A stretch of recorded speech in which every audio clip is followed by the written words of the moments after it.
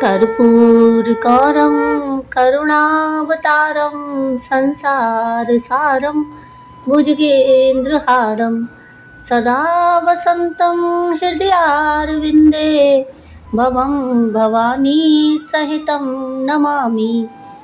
ओम नमः शिवाय। हर हर महादेव। राधे राधे। मृतधाम चैनल में आप सबका स्वागत है। आप सभी रसपान कर रहे हैं पवित्र श्रावण मास महात्म की कथाओं का। अब तक आप सावन महात्म के 19वें अध्याय तक की कथा का रसपान कर चुके हैं। आज के इस वीडियो में हम श्रावण मास महात्म के 20वें अध्याय की कथा का रसपान करेंगे, जिसमें हम त्रयोदशी और चतुर्दशी को किए जाने वाले कृत्यों का वर्णन सुनेंगे। तो आइए बिना देर किए हुए सुनते हैं श्रावण मास महात्म के 20वें अध्याय की कथा। ओम नमः शिवाय। हर हर महादेव। ईश्वर बोले, हे सनत कुमार, अब मैं आपके समक्ष त्रयोदशी तिथि का कृत्य कहता हूँ। इस दिन 16 उपचारों से कामदेव का पूजन करना चाहिए। अशोक, मालती पुष्प, देवताओं को प्रिय कमल, कौसुंभ तथा बकुल पुष्पों और अन्य प्रकार के भी सुगंधित पुष्पों, रक्त अक्षत, पीले चंदन, शुभ सुगंधित द्रव्यों तथा पुष्टि प्रदान करने वाले तथा तेज की वृद्धि करने वाले अन्य पदार्थों से पूजन करना चाहिए। नैवेद्य और मुख के लिए रोचक तांबुल अर्पित करना चाहिए। तांबुल में चिकनी उत्तम सुपारी, खैर, चूना, जावित्री, जायफल, लौंग, इलायची, नारिकेल बीज के छोटे टुकड़े, सोने और चांदी के पात्र, कपूर और केसर, इन पदार्थों को मिलाना चाहिए।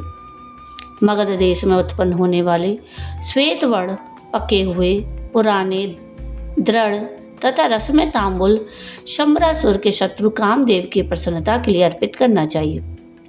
उसके बाद मोम से बनाई गई बत्तियों से कामदेव का नीराजन करें और पुनः पुष्पांजलि प्रदान करें।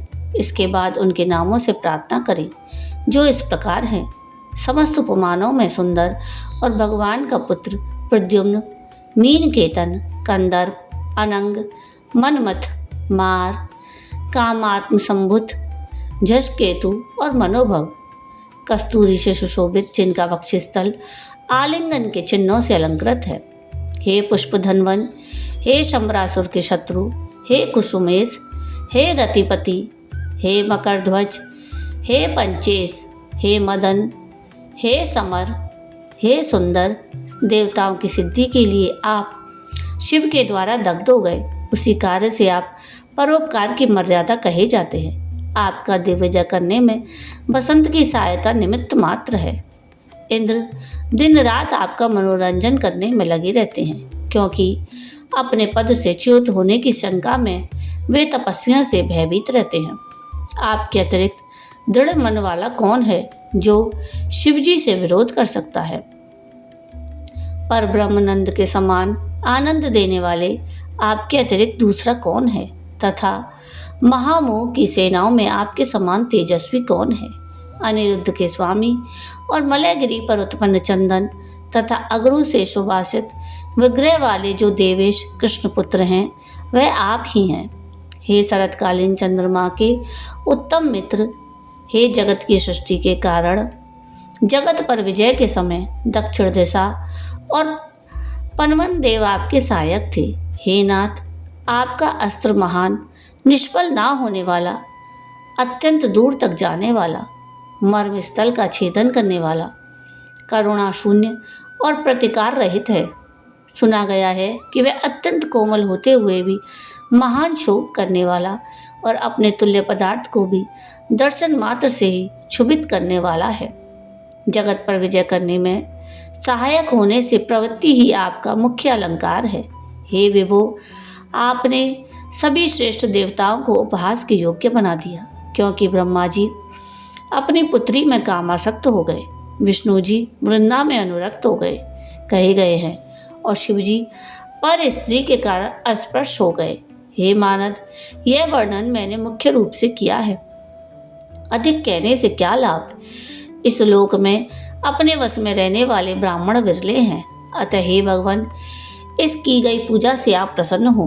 श्रावण मास में शुक्ल पक्ष की त्रयोदशी तिथि के दिन पूजा करके कामदेव प्रवृत्ति मार्ग के विषयासक्त व्यक्ति को अत्यधिक पराक्रम और शक्ति करते हैं और निवृत्ति मार्ग में संलग्न व्यक्ति से अपने विकार को हर लेते हैं। श्रावण मास में शुक्ल पक्ष की त्रयोदशी तिथि में अपनी पूजा के द्वारा संतुष्ट होकर ये कामदेव सकाम पुरुष को अनेक प्रकार के अलंकारों से भूषित और मनोरम स्त्रियां प्रदान करते हैं और दीर्घजीवी गुणों से संपन्न सुख देने वाले तथा श्रेष्ठ वंश परंपरा वाले अनेक पुत्र देते हैं। हे मानद, त्रयोदशी तिथि का जो शुभ कृत्य है उसे मैंने कह दिया। अब चतुर्दशी तिथि में जो करना चाहिए उसे सुनिए। अष्टमी को देवी का पवित्रारोपण करने को मैंने आपसे कहा है। वह यदि उस दिन ना किया गया हो तो चतुर्दशी के दिन पवित्रक धारण कराए।